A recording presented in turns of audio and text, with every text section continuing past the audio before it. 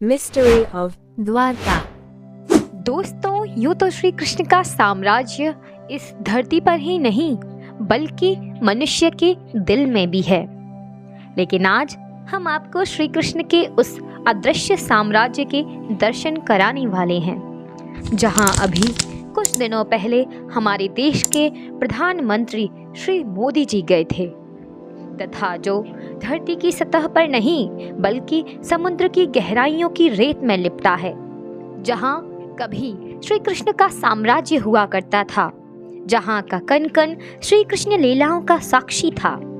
आज वहां सिर्फ समुद्र की लहरों का शोर सुनाई देता है। गोमती नदी और अरब सागर के संगम पर बसा विश्वास और इतिहास को जोड़ता यह नगर आज भी श्रद्धालुओं के लिए देवभूमि है। भारत के पश्चिमी तट पर लगभग 6,500 स्क्वायर किलोमीटर फैले गुजरात में सौराष्ट्र जिले की तरफ जब हम बढ़ते हैं तो दूर से ही आसमान को चीरकर सनातन धर्म का बखान करती धर्म ध्वजा यह संदेश देती हुई दिखती है कि यहाँ से साक्षात मोक्ष का पवित्र धाम शुरू होता है। तब यहाँ से हिंदू धर्म का तीर्थ शुरू होता है और यहीं से शुरू होता है द्वारिकाधीश श्री कृष्ण का साम्राज्य, जिसका कुछ हिस्सा आज समुद्र की गहराइयों में कहीं गुम सा हो गया है। आज हम आपको श्री कृष्ण के द्वारिका शहर की खोज के बारे में बताने वाले हैं, जो अद्भुत है, अकल्पनीय है, अविश्वसनीय है, जिसे स्वयं श्री कृष्ण ने बसाया था, जहाँ पर वो अपनी प्रजा के साथ रहते थे, जहाँ उनका राजपाट था। लेकिन आखिर ऐसा क्या हुआ था कि यह पूरा साम्राज्य समुद्र की अनंत गहराइयों में समा गया? तो चलिए जानते हैं इसके पीछे के रहस्य को।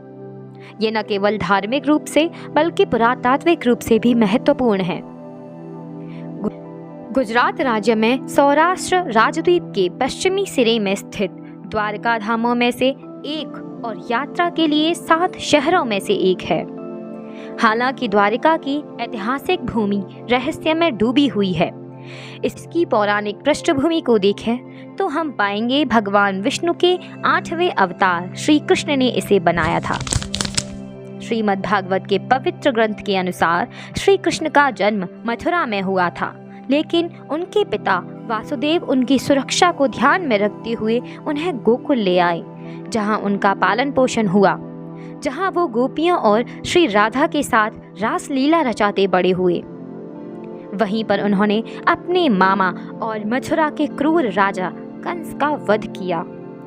पौराणिक ग्रंथों की माने तो श्री कृष्ण ने द्वारिका बसाने के लिए समुद्र से जमीन ली और महान आर्किटेक्चर विश्वकर्मा से रातों रात द्वारिका का निर्माण करवाया। विशाल दीवारों से घिरी यह नगरी वास्तुकला की बेहतरीन मिसाल थी। धन दौलत से समृद्ध इस नगर के दरवाजे सोने के थे। इसमें लगभग 900 महलों में हजारों लोग रहते थे। शहर पूरी तरह से किलेबंद था। केवल जहाज द्वारा ही यहाँ तक पहुँचा जा सकता था। श्री कृष्ण ने इस शहर को जितने प्यार से समुद्र में बसाया, वह समुद्र में ही डूब गया। द्वारिका का यह खोया हुआ शहर आज दुनिया भर में चर्चा का विषय बन गया है। मित्रों, द्वारिका नगरी के डूबने के पीछे कई तरह के मिथक और कहानियां हैं। श्रीमद् भागवत गीता के अनुसार श्री कृष्ण पांडवों की तरफ से युद्ध में खड़े हुए थे और इसमें पांडवों की जीत हुई और कौरवों की हार। 100 पुत्रों के शोक से दुखी माता गांधारी ने क्रोध में आकर भगवान श्री कृष्ण को श्राप दे दिया कि जिस तरह कौरवों के वंश का नाश हुआ है, ठीक उसी तरह पूरे यदुवंश का भी नाश होगा। धीरे धीरे द्वारिका में हालात तनावपूर्ण होने लगे। उसके पश्चात सभी यदुवंशी आपस में लड़ लड़कर मरने मारने लगे। सभी यदुवंशियों की मृत्यु के बाद बलराम ने भी अपना शरीर त्याग दिया। बलराम जी के देह त्यागने के बाद श्री कृष्ण उदास होकर वन में विचरण करने लगे।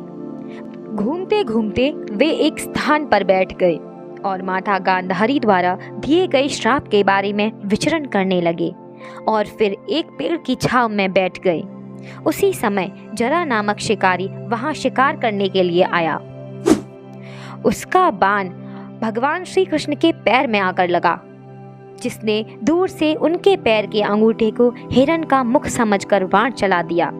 जब वह शिकारी शिकार उठाने पहुंचा तो उसने वहां द्वारिकाधीश श्री कृष्ण को देखा। वह श्री कृष्ण से रोते हुए क्षमा याचना करने लगा। कान्हा ने उसे अभय दान देकर देह त्याग दी। अर्जुन को जब यह संदेश मिला तो वे बहुत दुखी हुए। इसके बाद अर्जुन ने द्वारिका पहुंचकर वासुदेव जी से कहा कि वे नगर में शेष बचे सभी लोगों को हस्तिनापुर चलने की तैयारी का आदेश दें। फिर अर्जुन ने प्रभास क्षेत्र जाकर सभी यदुवंशियों का अंतिम संस्कार किया। अगले दिन वासुदेव जी ने भी अपने प्राण त्याग दिए। उस पर उनका अंतिम संस्कार कर सभी महिलाओं और बच्चों को लेकर अर्जुन ने जैसे ही नगर छोड़ा, द्वारिका की समस्त नगरी समुद्र के अंदर समा गई। इस वीडियो का पार्ट 2 देखने के लिए हमारे इस चैनल को सब्सक्राइब करें। राधे राधे।